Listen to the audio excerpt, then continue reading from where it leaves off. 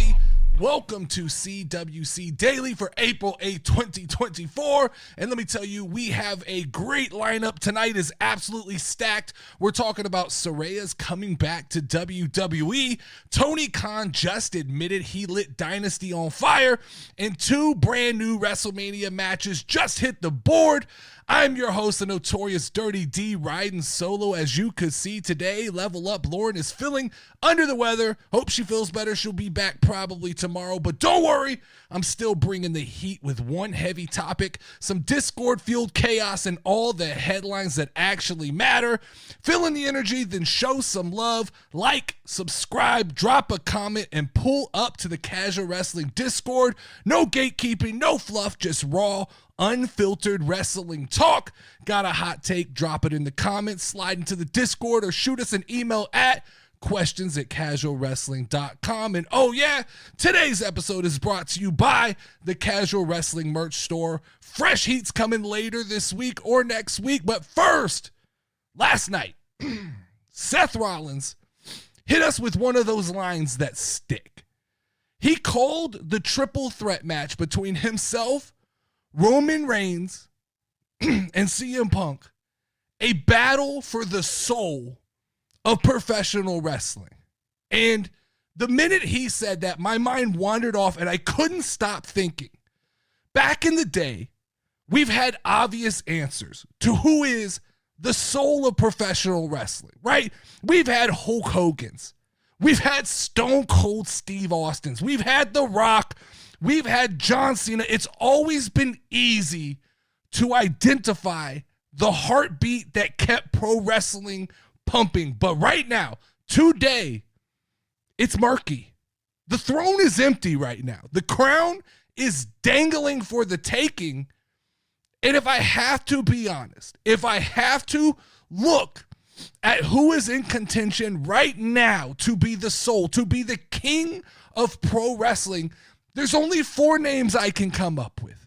And this is me at my truest, honest form. There are four names that I believe deserve to be in this conversation, starting with Cody Rhodes. Carrying his father's dream on his back, there is an argument to be made. He could be the soul. Number two, Seth freaking Rollins. Pure artistry, pure grind, personifies WWE. The third name is Roman Reigns. He is the weight of greatness personified.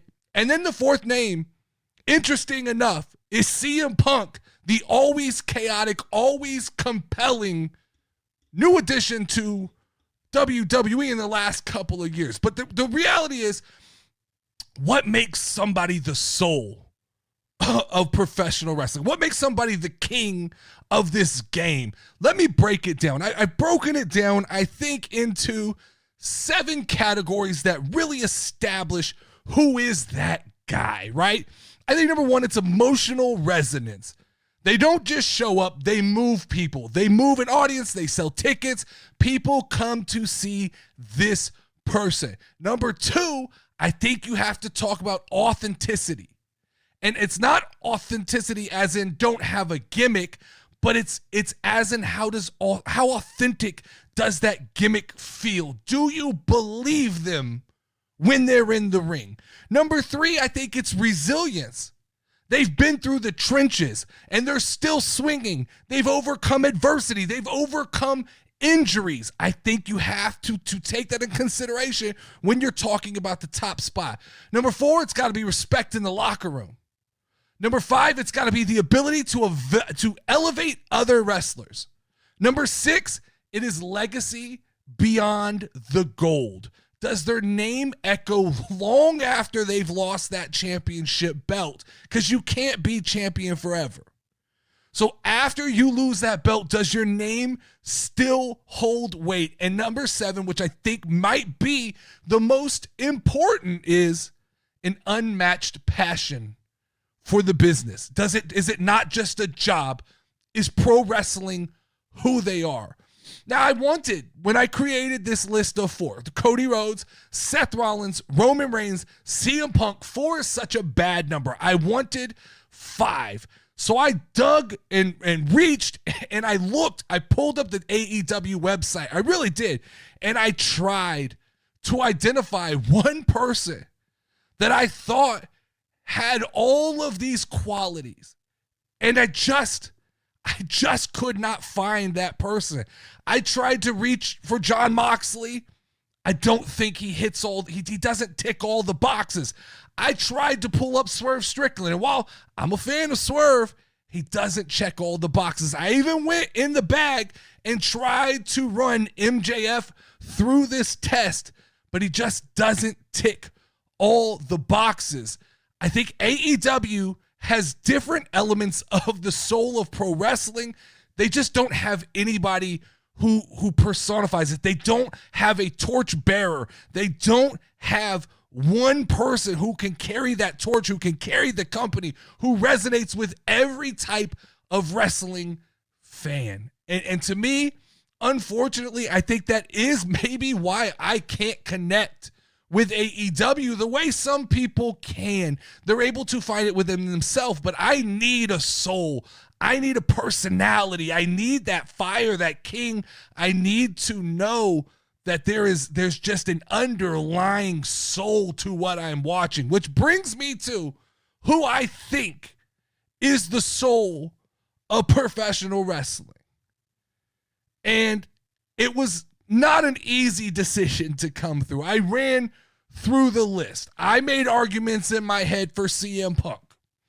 But I just don't think that when you leave for 10 years and you come back, I just don't think you're the soul. He might be the engine right now, but he's not the soul of pro wrestling. Then I tried to make the argument for Roman Reigns. And while legacy is going to be everything for Roman Reigns, he's ultimately the greatest world champion of the modern era of wrestling. I still don't think he's the soul. I just don't, if you have the ability to leave for these long stretches, number 7, that unmatched passion, it feels like wrestling is a job to Roman Reigns. I could be wrong, but that's what it feels like to me. So then the argument comes down to really two people. The argument comes down to Cody Rhodes and Seth Rollins.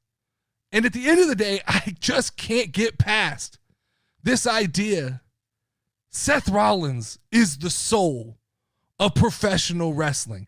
He has walked through the fire of WWE, from the Shield to the Visionary. He has evolved. He has survived. He has never bailed. When others ghosted, Seth Rollins stayed 10 toes down. Cody Rhodes left. He took his ball. He came back, and he's doing big things being back, but you took your ball and you left. Seth Rollins never left. Seth Rollins is here for wrestling, period. Every persona switch he has had meaning and impact on the stories in professional wrestling and WWE, and it's always got an underlying feeling of him underneath, and I think that's rare. I think Seth Rollins, of everybody that I've named, he is the one that bleeds the WWE. I don't think that's a polarizing point of view either. To me, Seth is the timeline. If you look at all of these names and you look at the one constant, Seth is the timeline. You can insert an era of Roman Reigns. You can insert an era of Cody Rhodes. Hell, right now you could talk about an era of CM Punk. But the one constant is that Seth Rollins is the timeline. And the argument can be made, I don't know how many people Roman Reigns actually elevated in his title run. I'm not sure I'll make an argument that Cody Rhodes has elevated anybody in his return to WWE. CM Punk, I don't know if I'll make that argument either. With Seth Rollins, I do feel like he has elevated people around him, and he has created he's shown a willingness to work with guys like Dominic Mysterio. He's shown a willingness to work with guys like Logan Paul. He's worked with Damian Priest. He's worked with Finn Balor. Guys that I don't think he's had to work with, that we see Roman Reigns and some of these other people tend to kind of avoid. Seth Rollins has always been game to kind of go head first into these opportunities. And he's just always kind of, like I say, he's the timeline. He's the guy you trust. To me, no doubt in my mind, when the lights are the brightest for WWE and you have to put somebody in that ring and you know they're not going to fail, that person is Seth Rollins, and it's never for himself. It never feels like it's for himself. His character may be the ultimate narcissist, but deep down, buried within the heart and the soul of Seth Rollins is pro wrestling. And I just believe you can't say that about anybody else. I mean, you can argue the greatness of Roman Reigns, and I'll have a conversation. You can argue that Cody Rhodes is the second coming of a John Cena. We can have that conversation. You can even argue with me that CM Punk's highs are higher than Seth Rollins' highs. I'll have that conversation. But as I look at the entirety of pro wrestling, the entire history of pro wrestling, I don't know who the comp is to Seth Rollins. I don't know who the guy who has just consistently shown up, who has bled WWE, who has been there through the good, been there through the bad, been there through the pandemic. He's had big moment after big moment after big moment. He's not even necessarily my favorite wrestler, but I think that respect has to be given where respect is due, and I think that Seth Rollins is ultimately the soul of pro wrestling. That is my case, but let me know what you guys think. Tell me who you think is the soul of pro wrestling. I want to see those names in the comments. I'll shout out some of the best ones that I hear tomorrow on CWCD. But before we move on, I want to take a minute to congratulate my guy We Too Deep on his NCAA Pick'em Tournament victory. You slid by me, my guy. You got lucky. I don't know what the hell the University of Houston was doing. I guess that they heard my rant yesterday and they said, nope, we're not going to let you raise another banner, Dirty D. We're going to fuck this up in the last 16. And to not get a shot off in the last 16 seconds is absolutely embarrassing. And it just ultimately, as somebody who played Division I basketball, that just can't happen. You got to have somebody who is a dog, who is going to get that shot up. And the fact that Houston had nobody who could put the ball in the air, that confuses me. That confuses me. But speaking of things that confuse me, did y'all see this? Scientists have cloned a fucking direwolf from the DNA from a fossil. I'll be real with you guys.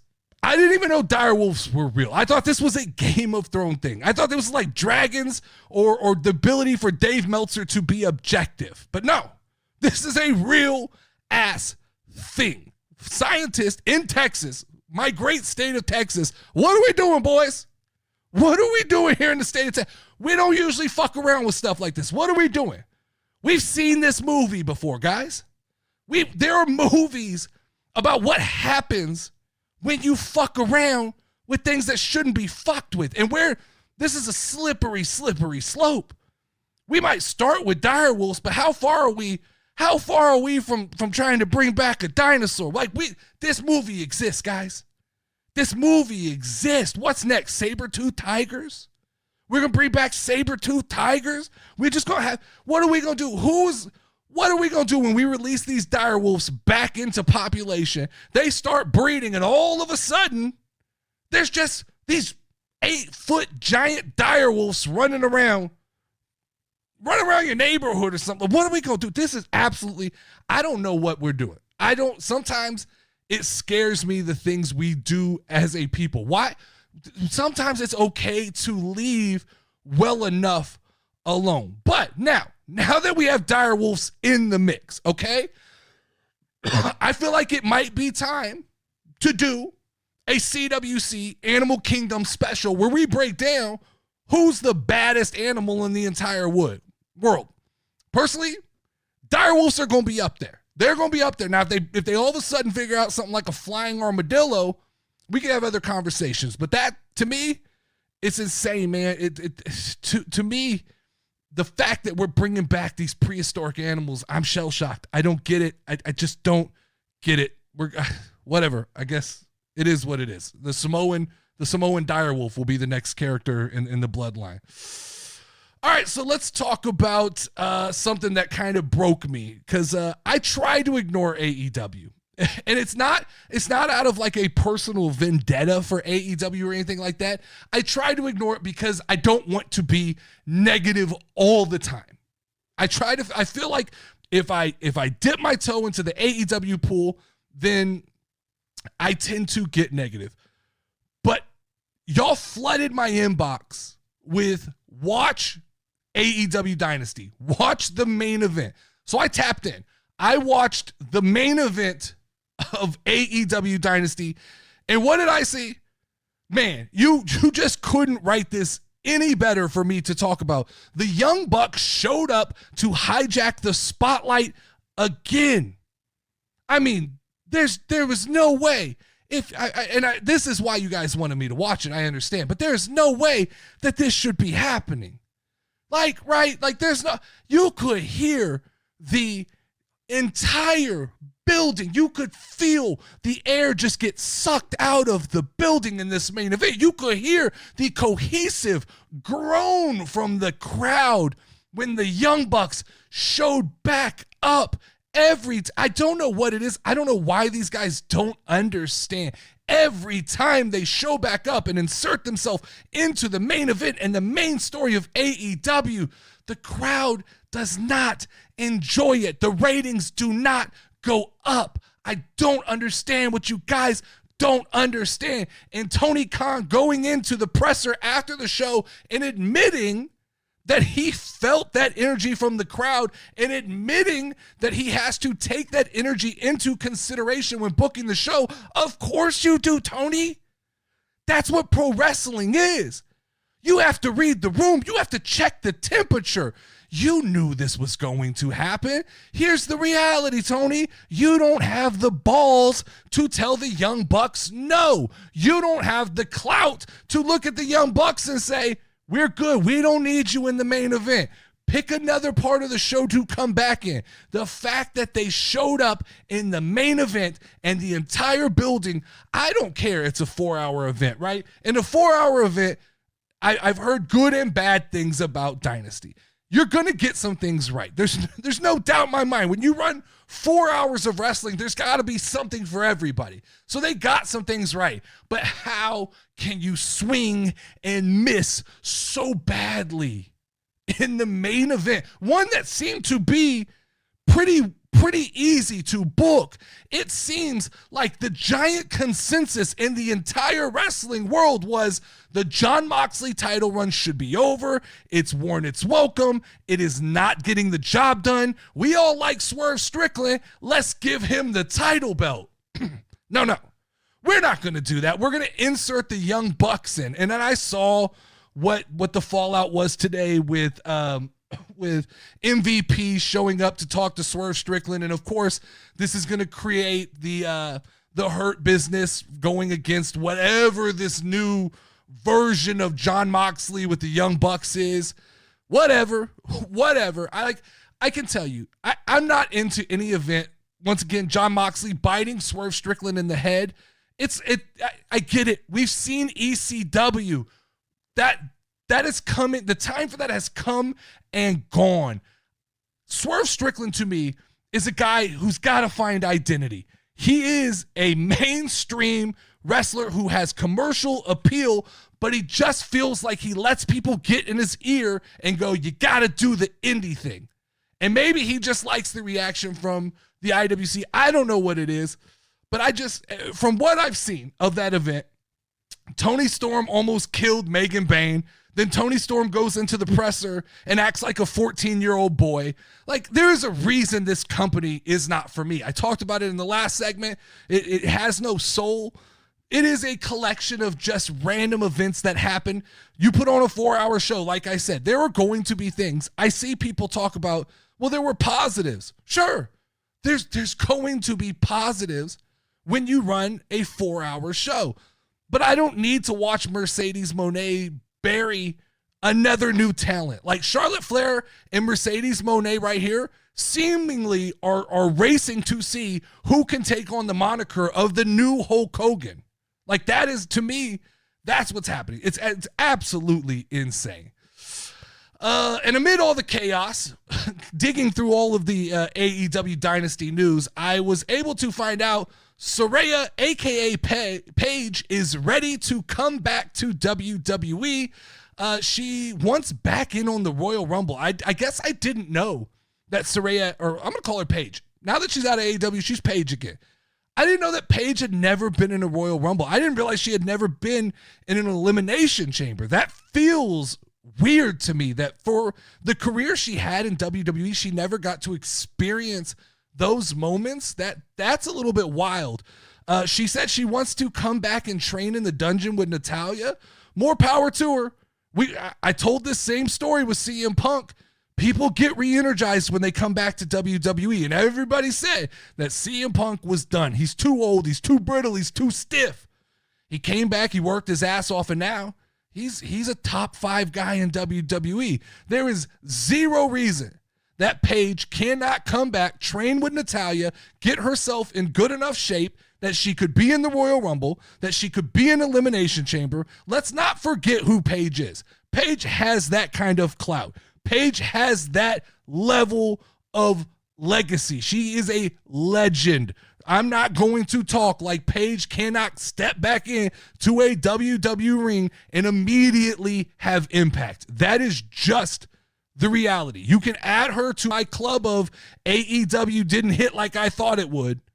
Like, you can add her to that. She checked over when, they say the grass is greener on the other side. She walked across the street and found out grass isn't greener, and she's coming back home. And I respect the hell out of the fact that she has learned from her mistakes when she left WWE and she went to AEW. She took a couple little jabs at WWE. She took those jabs, and I didn't like it. Right? I respect the shit out of somebody who grows up and matures and they leave AEW and they leave well enough alone and they say nice things, and she's been nothing but complimentary, which is that's the professional thing to do. That's how you leave a company. But let's get one last run.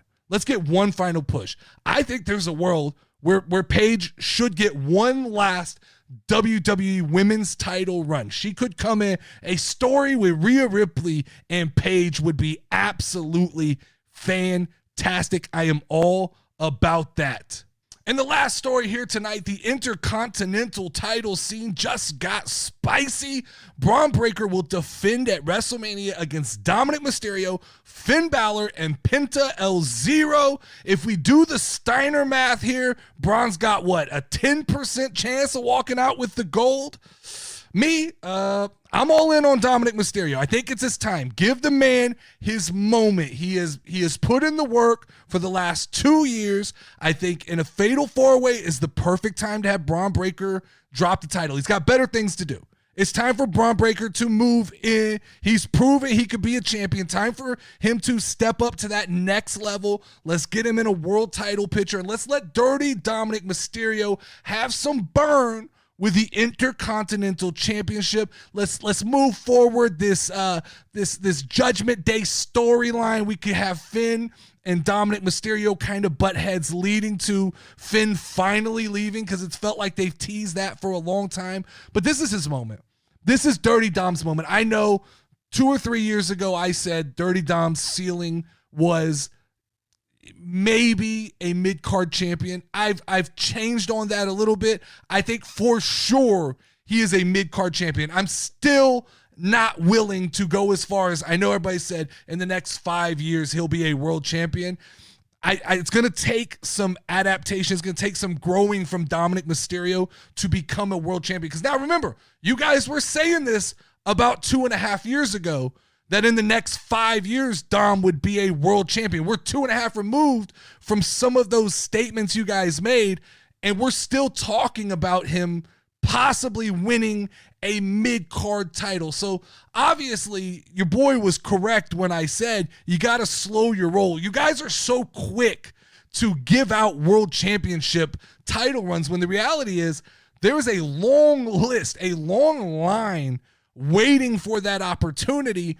And the problem is when guys like Braun Breaker come along, they jump that line and they move to the front. And so you're starting to see, it looks like Jey Uso's going to get a title run. You're going to see Braun Breaker probably be a world champion in 2025. Write that down. That's going to happen. So I don't know that, I don't know that we should frown upon the idea that a Dirty Dominic Mysterio Intercontinental Championship run is anything to laugh or joke about. I think it's a big deal. I think it will be good for him. He's still young. He can still evolve. I don't think this is the final form of Dominic Mysterio by any means, but let's pump our brakes on this idea that Dominic Mysterio is a world champion. But shout out to that. I think that's going to be a good match. We also got a little bit of a surprise tonight. We learned that Rey Mysterio is going to get a WrestleMania match against El Grande Americano, and this just became my new favorite match on the card. I am all in on El Grande Americano. I know some people find it disrespectful. I find it's a joke. I like jokes. I think it's funny. I like that Rey Mysterio is playing into that this is disrespectful. I like that the fact that this is probably going to end up a match, a mask for mask match. Loser loses their mask, which will expose Chad Gable at WrestleMania, which will lead to another funny moment, which will lead to the humiliation, which will pay off the joke.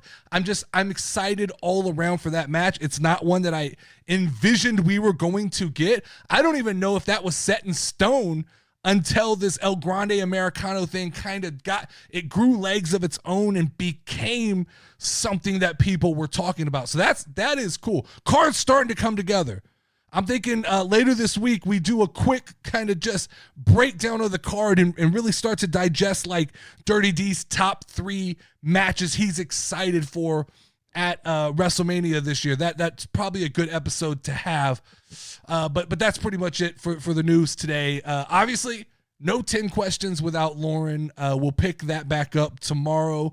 We can take a moment again to recognize the newest members of the Casual family. You can see those guys right here on the new subscription ticker that will feature the newest members of the Casual Wrestling family. Right above me is our goal to get to 10,000. We are well on our way now. I think we're at 6,779 subscribers. That could have changed during the episode, but let's keep that moving. Let's tell your friends about the show. Try to get everybody excited. And guys, I need you guys to step up and comment on this video. Comment on all the little clips that I put out.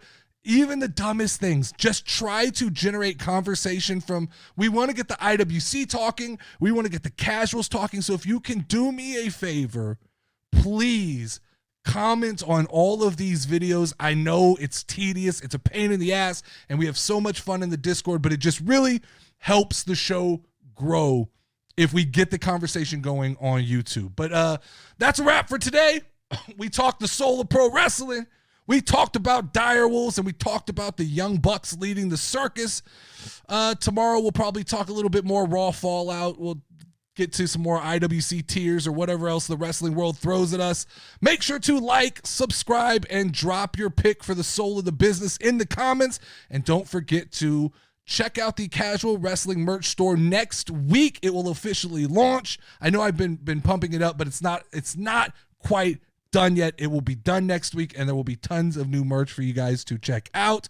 I am the Notorious Dirty D. This was CWCD. Stay loud, stay loyal, stay casual. We can ring the final bell.